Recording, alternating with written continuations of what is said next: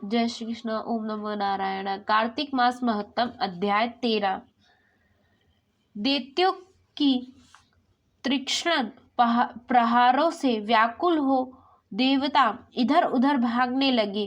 तब ही इंद्र आदि को इस प्रकार भयभीत देखकर गरुड़ पर चढ़े भगवान युद्ध में आगे बढ़े। उन्होंने अपना सारंग नामक धनुष उठाकर बड़े जोर से टंकार किया। त्रिलोक गूंज उठा। पल मात्र में ही भगवान विष्णु ने हजारों दैत्यों के सिर काट गिराए।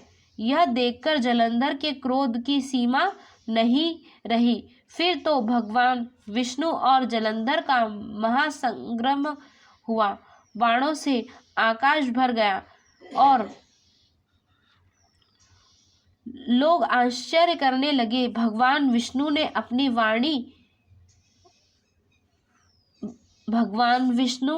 अपने बाणों के वेग से उस दैत्य की ध्वज, क्षेत्र और धनुष बाण काट डाले तथा एक बाण से उसकी छाती में प्रहार किया।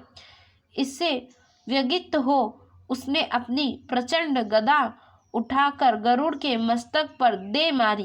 गरुड़ पृथ्वी पर गिर पड़ा। साथ ही क्रोध से उस दैत्य ने अपने होंठ काटे और भगवान विष्णु की छाती में भी एक तीक्ष्ण बाण मारा, जिसके उत्तर में भगवान विष्णु ने उसकी गदा काट दी और अपने सारंग धनुष पर बाण चढ़ाकर उसको विंध्याधन आरंभ किया।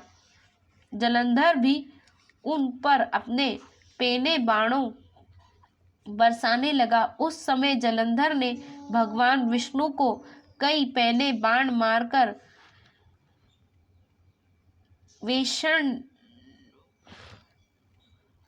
वैष्णव्य धनुष को काट दिया। धनुष कट जाने पर भगवान ने गदा ग्रहण कर ली और शीघ्र ही जलंधर को खींचकर मारी, परंतु उस अग्नि तत्व महाअमज्ञ गदा की मार से भी वह चलायमान न हुआ और मनोमंत हाथी के समान उसे यानी गधा की मार को फूल की माला ही जान। साथ ही उस युद्ध दुर्गम ने अत्यंत ही क्रोधित होकर अग्निमुख त्रिशूल उठा कर भगवान विष्णु पर छोड़ दिया। भगवान ने शिवजी के चरणों को स्मरण कर नंदा नामक त्रिशूल से उसे शूल को छेद दिया। जलंधर ने झटपटाकर भगवान की छाती में एक मुष्टक मार दिया। उसके उत्तर में भगवान विष्णु ने भी उनकी छाती पर अपनी मुष्ठा का प्रहार किया। फिर दोनों घुटने टेक कर बाहों और मुक्कों से बाहु युद्ध करने लगे। कितने ही देर तक भगवान उसके साथ युद्ध करते रहे। जब वह कुछ श्रमित से हो गए तब सर्वज्ञ मायावी से भगवान उस दैत्य के मेघवाणी में बोले, रणरुद्र मद दैत्य श्रेष्ठ धन्य है जो इस महायुद्ध में इतने बड़े बड़े आयुधों से भी भयभीत न हुआ। तेरे इस युद्ध से मैं बड़ा खुश हूँ।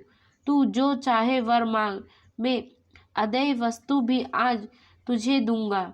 मायावी भगवान विष्णु की ऐसी वाणी को सुनकर जलंधर ने कहा, भावुक, यदि आप मुझ पर खुश हो तो यह वर दीजिए कि आप मेरी बहन के साथ अपने सारे कुटुंबियों सहित मेरे घर पर निवास करोगे।